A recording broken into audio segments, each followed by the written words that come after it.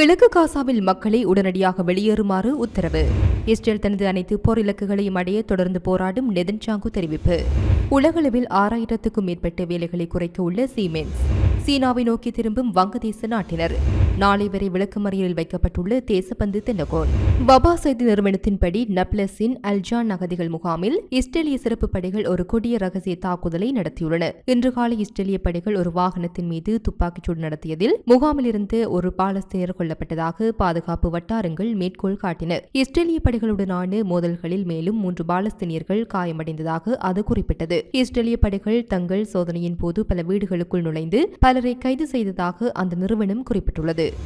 இந்த நிலையில் கிழக்கு காசாவின் பல சுற்றுப்புறங்களில் வசிப்பவர்கள் அவசரமாக வெளியேறுமாறு ராணுவத்தின் அரபு மொழி செய்தி தொடர்பாளர் அவிச்சி அத்ரே மீண்டும் அழைப்பு விடுத்துள்ளார். தொடர்ந்து 2வது நாளாக எச்சரிக்கை விடுத்த அத்ரே இந்த பகுதிகளில் தங்கியிருக்கும் பொதுமக்கள் தங்கள் உயிருக்கு ஆபத்தை விளைவிப்பதாக கூறினார். மேற்கு காசா நகரத்திலோ அல்லது கான் யூனிஸிலோ உங்கள் தங்குமிடங்களுக்கு செல்லுமாறு அவர் அவர்களை அறிவுறுத்தினார். இருப்பினும் காசாவின் டேர் எல் பலாவில் இருந்து செய்தி வெளியிடும் அல் ஜசீராவின் ஹிந்த் ஹவுதரி பல பாலஸ்தீனியர்கள் இந்த முறை தங்கள் சுற்றுப்புறங்களை விட்டு வெளியேற விரும்பவில்லை. ஏனெனில் அவர்கள் எங்கும் செல்ல முடியாது. மேலும் அவர்கள் இழப்பதற்கு எதுவும் இல்லை என குறிப்பிட்டுள்ளார்.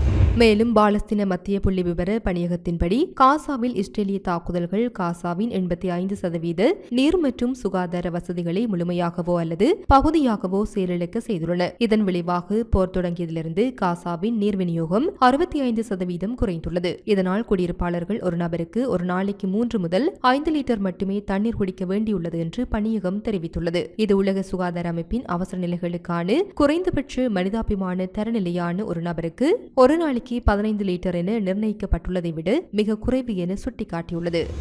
இந்த நிலையில் காசாவில் இஸ்ரேல் மீண்டும் நடத்திய வான்வழி தாக்குதல்களால் தான் சீற்றமடைந்ததாக கூறிய இஸ்ரேலிய வெளியுறவு அமைச்சகம் ஐநா பொதுச் செயலாளர் ஆண்டோனியோ குட்டரெஸை தார்மீக திவால் நிலை கொண்டவர் என்று குற்றம் சாட்டியுள்ளது. நீங்கள் ஆண்டோனியோ குட்டரெஸ் ஐநாவின் பொதுச் செயலாளர் என்பதில் நாங்கள் கோபமாக இருக்கின்றோம் என்று வெளியுறவு அமைச்சக செய்தி தொடர்பாளர் ஓரன் மர்மோட்டிஸ் டுவிட்டரில் பதிவிட்டுள்ளார். போர் நிறுத்தத்தின் முதல் கட்டத்தை நீடிப்பதற்கான அமெரிக்க முன்மொழிவுகளை ஐநா தலைவர் குறிப்பிடவில்லை என்று மார்மோட்டின்ஸ் குற்றம் சாட்டினார். ஒப்புக்கொள்ளப்பட்ட ஒப்பந்தத்தை அதன் அனைத்து கட்டங்களிலும் செயல்படுத்துவதில் ஹமாஸ் உறுதியாக இருந்ததால் முதல் கட்டத்தை நீடிக்க ஹமாஸ் மறுத்தது. உண்மையில் உங்கள் தார்மீக திவால் நிலையால் நாங்கள் சீற்றமடைந்துள்ளோம் என்று செய்தி தொடர்பாளர் குட்டரஸிடம் தெரிவித்துள்ளார்.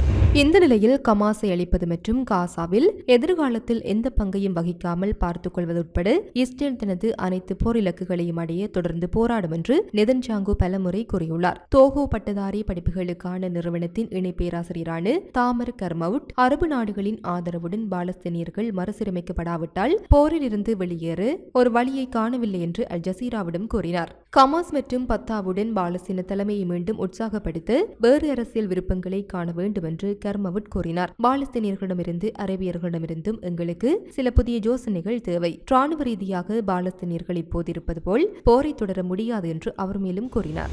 2024 பிரதமர் ஷேக் ஹசீனா பதவி நீக்கம் செய்யப்பட்டதிலிருந்து மருத்துவ விசா வழங்குவதை இந்தியா குறைத்ததை அடுத்து வங்களாதேசியர்கள் தற்போது செலவு குறைந்த மருத்துவ சிகிச்சைக்காக சீனாவை நோக்கி திரும்புகின்றனர். மருத்துவ சுற்றுலா சந்தையின் திறனை ஆராய இந்த மாதம் வங்காளதேசியர்கள் குழு தென்மேற்கு மாகாணமான ஜுனானுக்கு சிகிச்சைக்காக விஜயம் செய்ததாக சீன தூதர் ஜாஃபென் குறிப்பிட்டுள்ளார். இதற்கிடையில் வங்காளதேசத்தின் இடைக்கால அரசாங்கத்தின் தலைமை ஆலோசகர் முகமது ஜூனுஸ் ஜனாதிபதி ஜி ஜின்பிங்கை சந்திக்க இந்த மாதம் சீனாவிற்கு செல்ல உள்ளார். முன்னதாக வங்காளதேசியர்கள் அதன் செலவு குறைந்த தனியார் சுகாதார மற்றும் வங்காள மொழி பேசும் மருத்துவமனை ஊழியர்களுக்காக இந்தியாவை விரும்பினர். இருப்பினும் வங்காளதேச குடிமக்களுக்கு மருத்துவ விசா வழங்குவதை இந்தியா குறைத்துள்ளதாக கூறப்படுகின்றது. அல் ஜசீரா அறிக்கையின்படி டாக்கா உட்பட வங்காளதேசத்தில் உள்ள 5 இந்திய விசா மையங்களில் தினசரி 7000க்கும் மேற்பட்டவற்றிலிருந்து சுமார் 500 குறைந்துள்ளது. 2023 ஆண்டில் இந்தியா வங்கதேசியர்களுக்கு 2 மில்லியனுக்கும் அதிகமான விசாக்களை வழங்கியது. அவர்களில் பெரும்பாலானோர் மருத்துவ அடிப்படையில் இரு நாடுகளின் அரசாங்க தரவுகள் காட்டுகின்றன.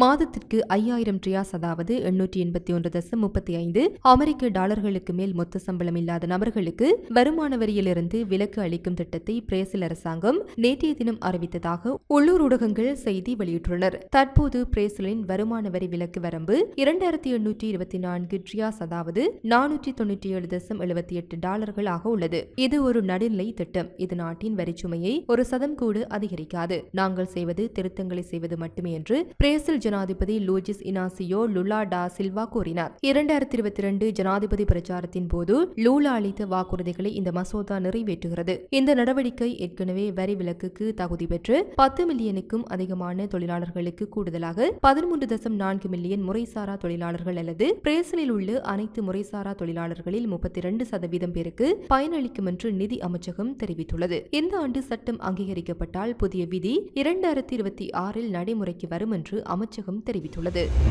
ஆட்டோமேஷன் வணிகம் மற்றும் மின்சார வாகனங்களுக்கான சார்ஜர்கள் உற்பத்தி துறையில் 6000க்கும் மேற்பட்ட வேலைகளை குறைக்கும் திட்டத்தை ஜெர்மன் நிறுவனமான சீமென்ஸ் அறிவித்துள்ளது. ஆட்டோமேஷன் வணிகத்தில் உலகளவில் சுமார் 5600 வேலைகளை பாதிக்கும் வகையில் திட்டமிடப்பட்ட நடவடிக்கைகள் உள்ளன. இதில் ஜெர்மனியில் சுமார் 2600 வேலைகள் அடங்கும். மின்சார வாகன சார்ஜிங் வணிகத்தில் உலகளவில் சுமார் 450 வேலைகள் பாதிக்கப்படும். இதில் ஜெர்மனியில் சுமார் 250 வேலைகள் அடங்கும் என்று நிறுவனம் நேற்றைய தினம் ஒரு அறிக்கையில் தெரிவித்துள்ளது.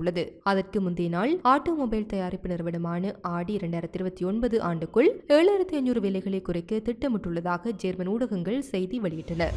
அடுத்த 8 அமர்வு நாட்களில் நாடாளுமன்ற உறுப்பினர் ராமநாதன் அர்ச்சுனாவினால் நாடாளுமன்றத்தில் முன்வைக்கப்படும் கருத்துக்கள் மற்றும் முறைகளை நேரடியாக ஒளிபரப்பு செய்வதற்கு சபாநாயகரினால் தடை விதிக்கப்பட்டுள்ளது. ராமநாதன் அர்ச்சுனாவினால் நாடாளுமன்றத்திலும் அதற்கு வெளியிலும் தொடர்ச்சியாக முன்வைக்கப்படும் வெறுப்பு பேச்சுக்கள் மற்றும் விமர்சனங்களால் இனங்களுக்கு இடையிலான நல்லிணக்கத்திற்கு பாதிப்பு ஏற்படுத்துவதாக சபாநாயகர் ஜகத் விக்ரமரத்ன சபையில் அறிவித்தார். இதன்படி அவரது வெறுப்பு பேச்சுக்களை கன்சார்ட் பதிவிலிருந்து நீக்குமாறு அவர் பணிப்புரை விடுத்துள்ளார்.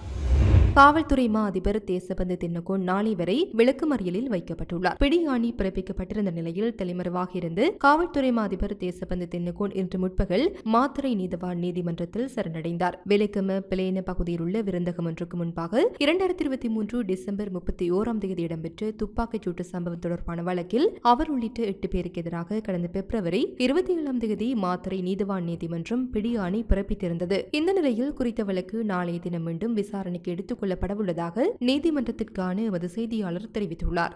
இது போன்ற பல செய்திகளை தெரிந்து கொள்ள நம்முடைய சமூக மீடியா யூடியூப் சேனலை சப்ஸ்கிரைப் செய்து அருகிலுள்ள பெல் பட்டனை கிளிக் செய்யுங்கள். மேலும் செய்திகளை உடனுக்குடன் தெரிந்து கொள்ள சமூகமீடியா.com என்ற இணையதளத்தின் வாயிலாக எங்களுடன் இணைந்திருங்கள்.